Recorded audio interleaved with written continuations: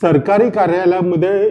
सरकारी दवाखान्यामध्ये डॉक्टर उपस्थित नसणं ही काही आपल्याला नवीन गोष्ट नाही, परंतु नियमाप्रमाणे सरकारी कर्मचाऱ्यांना आपल्या कार्यालयात उपस्थित राहणं आणि पूर्णवेळ उपस्थित राहणं हे बंधनकारक असतं। डॉक्टरांच्या बाबतीत तर त्यांनी ते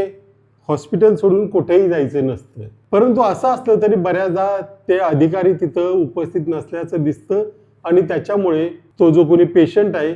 त्याला दगाफटका देखील होऊ शकतो। परंतु या संदर्भात तक्रार करायची कुणाकडे, तर सगळ्यात सुरुवातीला त्या हॉस्पिटलचे जे प्रमुख असतील किंवा प्रशासकीय अधिकारी असतील त्यांच्याकडे तक्रार, त्यानंतर तुम्हाला जिल्हा उपसंचालक आहेत किंवा जिल्हा शल्य चिकित्सक असतात त्यांच्याकडे तक्रार करता येईल आणि फारच तुमचं नुकसान त्याच्यामध्ये काही होत आहे असं वाटत असेल तर जिल्हा ग्राहक मंच किंवा पोलिसांकडेही त्या संदर्भात तक्रार करता येईल, कारण हा मनुष्याप्रती झालेला गुन्हा आहे। त्या कुठल्याही रुग्णाला वेळेवर उपचार न करणं हा क्राईम आहे, त्याच्यामुळे जवळच्या पोलीस स्टेशनकडेही तुम्हाला या संदर्भामध्ये तक्रार करता येईल। परंतु ते डॉक्टर उपस्थित नव्हते, सध्या सुविधा बऱ्याच उपलब्ध झाल्यात, तर त्यावेळेला ते डॉक्टर उपस्थित नव्हते